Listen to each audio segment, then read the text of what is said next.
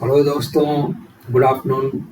आज 1 जुलाई 2023 को मैं प्रोफेसर नृपेंद्र नारायण सिंह एक बार फिर हाजिर हूँ आपके सामने एक बहुत ही इंटरेस्टिंग सब्जेक्ट के साथ। ये सब्जेक्ट है मेरा प्रिय निबंधकार चार्ल्स लैंग। और सिर्फ निबंध ही नहीं, दूसरे क्षेत्रों में भी, दूसरे फील्ड में भी साहित्य के उसका बहुत बड़ा योगदान है। वो क्रिटिक के रूप में भी बहुत रिमार्केबल है, और एज ए स्टोरी टेलर भी वो बहुत रिमार्केबल है।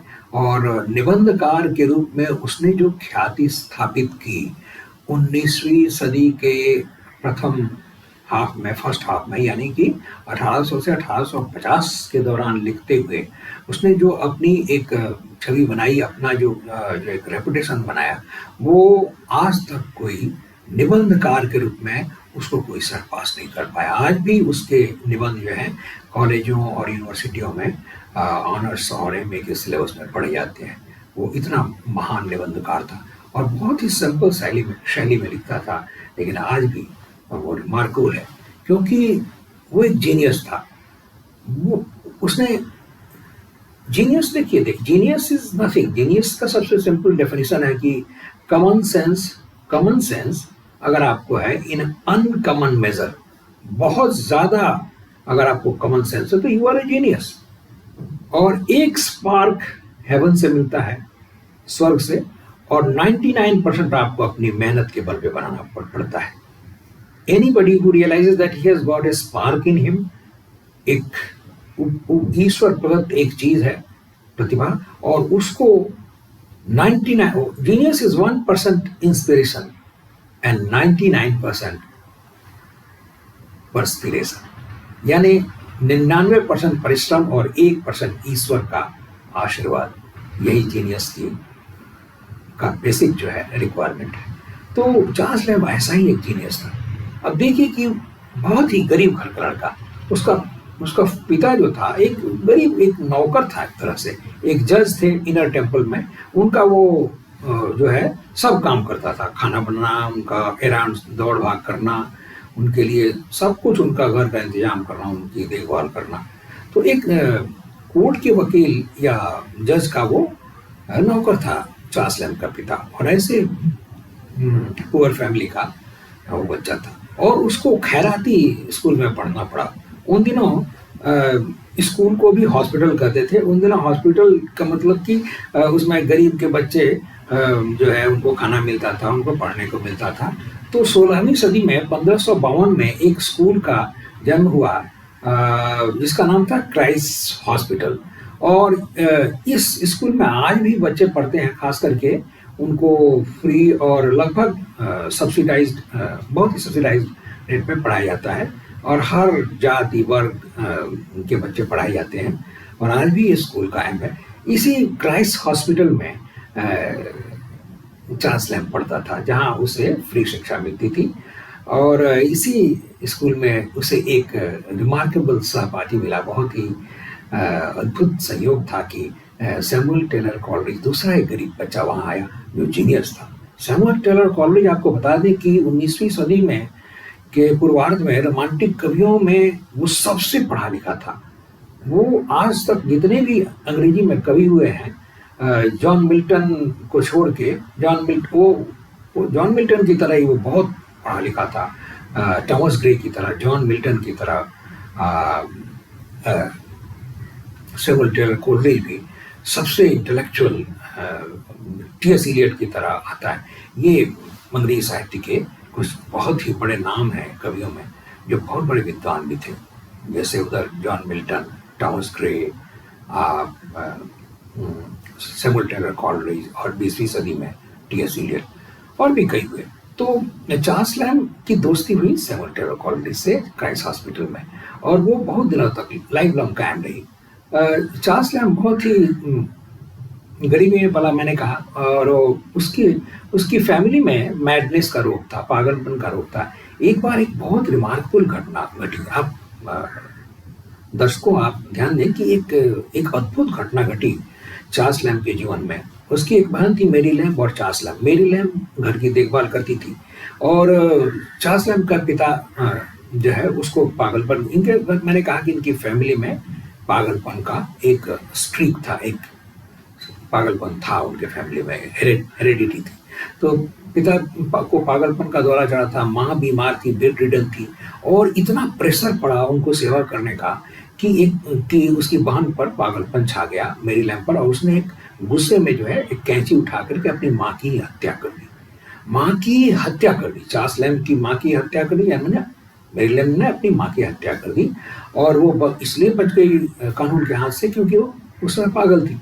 तो इस घटना ने, इस भयंकर घटना ने, इस वायलेंट घटना ने एक गजब का मोड़ दिया चार्ल्स लैम्ब के जीवन को। चार्ल्स लैम्ब ने भीष्म प्रतिज्ञा की कि मैं आजीवन शादी नहीं करूंगा और अपने बहन की देखभाल करूंगा। ये इतना हीरोइक स्टेप था, ये किसी एक महावीर के वीरता से कम नहीं है। और चार्ल्स लैम्ब ने आजीवन उसने शादी नहीं की, और जो घर के हालात थे उसमें वो कोई भी आदमी वो निराशा और डिप्रेशन अवसाद में डूब जाता।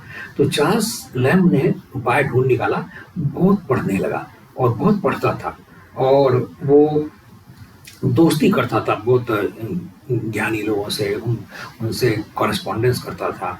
वो लगभग 35 साल तक उसने बहुत ही सुंदर जो है चिट्ठियाँ लिखी। उन दिनों चिट्ठी लिखना भी एक कला थी, लोग बहुत बैठ के संभल के और ध्यान से चिट्ठियाँ लिखा करते थे।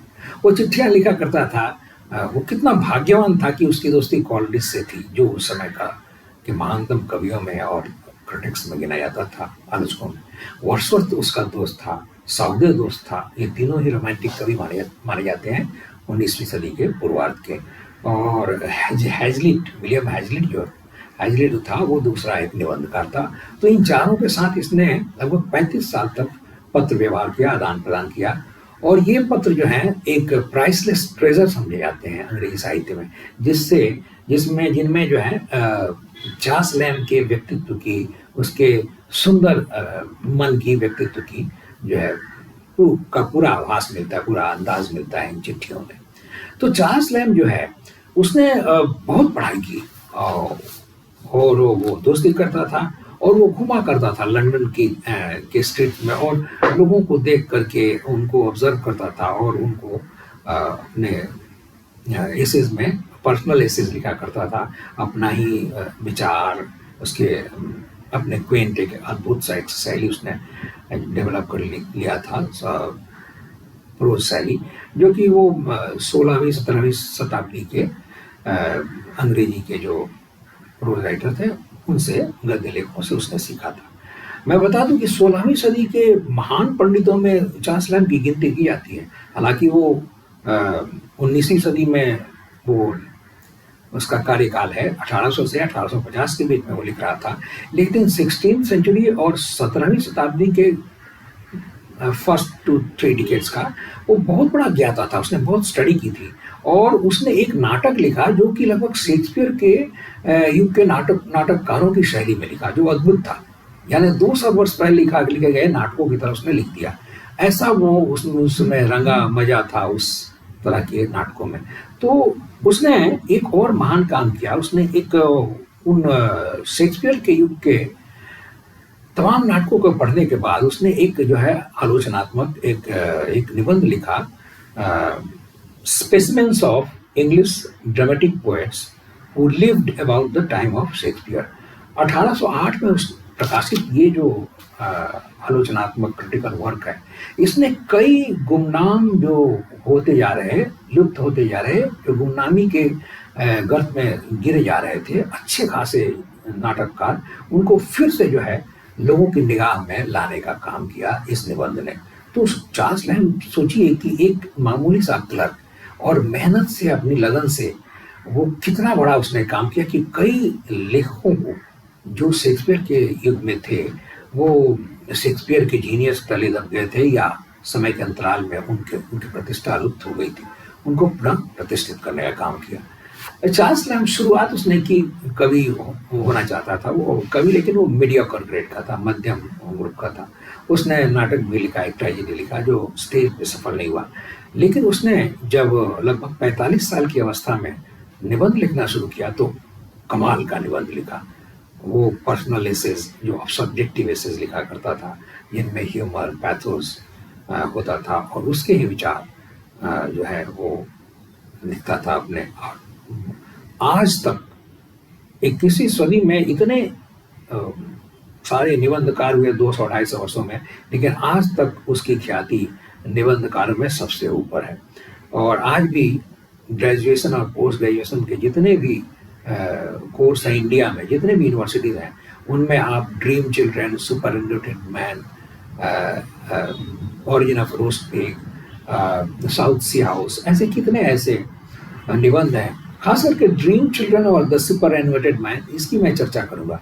ड्रीम चिल्ड्रन इसलिए बहुत मुझे अच्छा लगता है क्योंकि उसमें आप जानते हैं कि चार्ल्स लैम्ब ने शादी नहीं की। इस निबंध में वो चर्चा करता है कि वो अपने बच्चों से, एक बेटा और बेटी से बात कर रहा है, और इसमें पैथोस आ जाता है क्योंकि देखिए चार्ल्स लैम्ब इतना अच्छा आदमी था, वो दिल का बहुत अच्छा आदमी था, और he was a delightful talker, और इसलिए इतना सुंदर बात करता था, इतना उसको नॉलेज था कि लोग उसकी बातें, और बहुत जेंटल था और बहुत ही ह्यूमरस था, बहुत ही लाइवली टेम्परामेंट का था।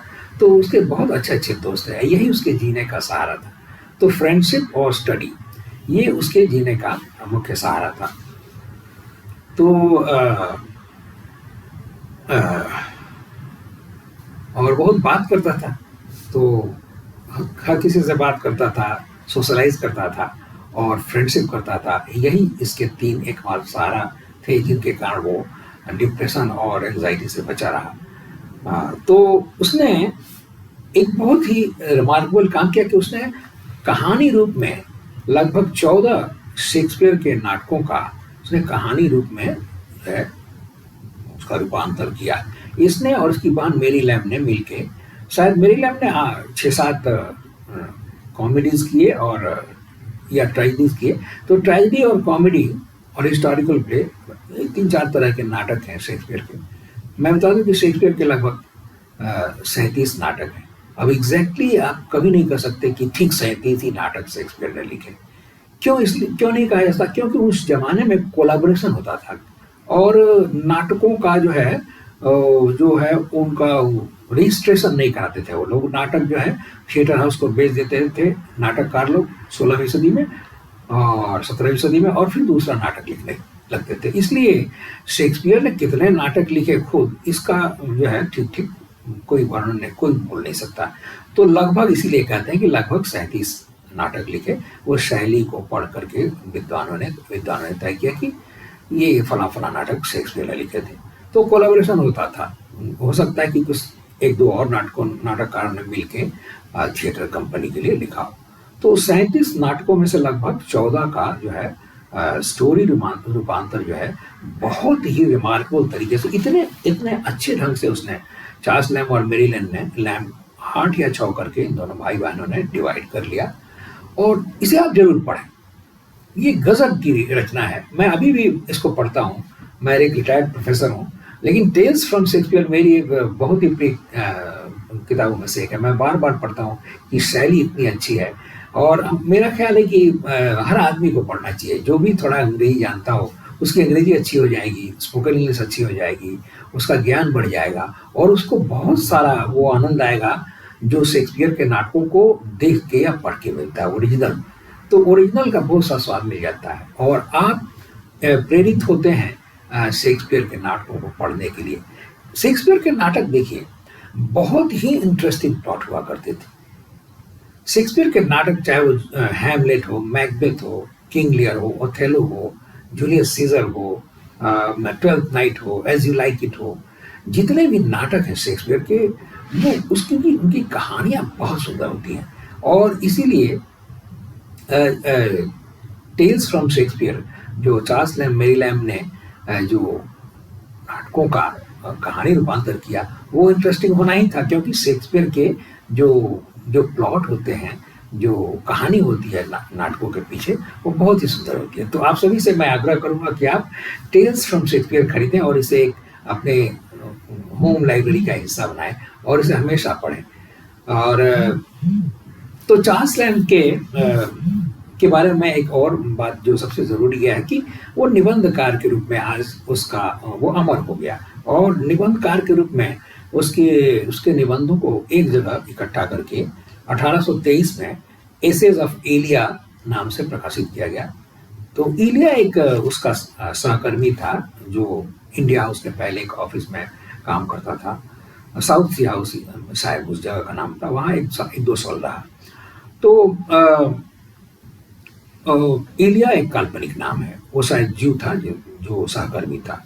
तो इस तरफ एलिया के छद नाम से उसने पहला कलेक्शन उसके निबंध का निकला, 1823 में प्रकाशित हुआ। ये बहुत ही लोकप्रिय, बहुत ही इम्पोर्टेंट एक माइलस्टोन है अंग्रेजी साहित्य के इतिहास में, और खास करके निबंध के क्षेत्र में बहुत ही महत्वपूर्ण, अति महत्वपूर्ण ये किताब है एसेज ऑफ इलिया, जो एसेज ऑफ इलिया जो प्रकाशित हुई 1823 में। उसके 10 साल बाद एक और ऐसे कलेक्शन चार्ल्स लैम्ब का प्रकाशित हुआ जिसका नाम था the last essays of Elia, जो 1833 में प्रकाशित हुआ।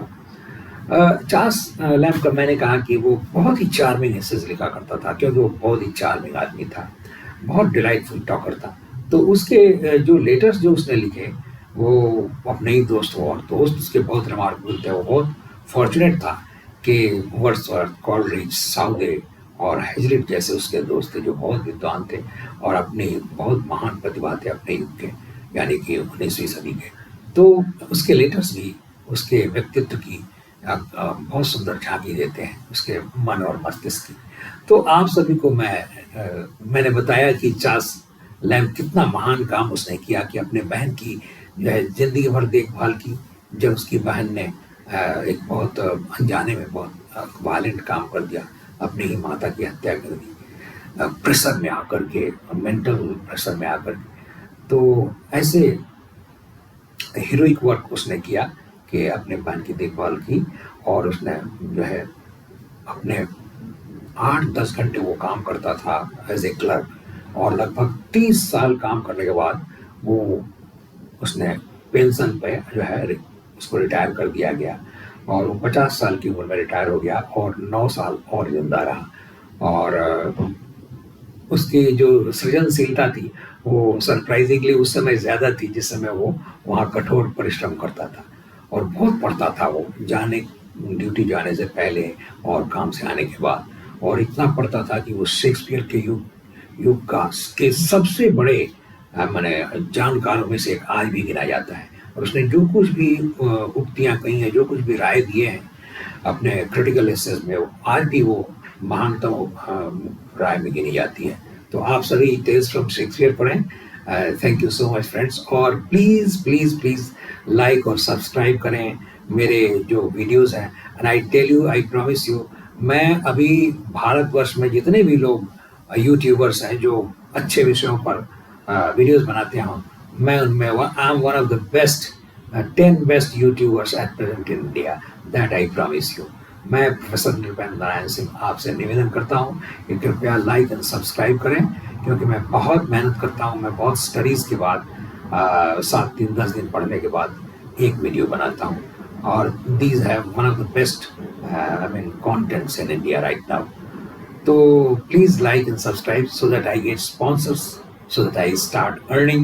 I'm new to YouTube, I'm new to this kind of work. तो ऐसे काम मैं बहुत मेहनत से करता हूँ, बहुत लगन से करता हूँ।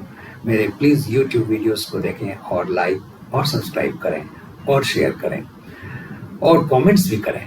मेरा YouTube चैनल का पता है PROF prof Nripendra Narayan Singh, NRIPENDRA Nripendra NARAYANSINGH। नमस्कार, आज 1 जुलाई 2023 को। धन्यवाद।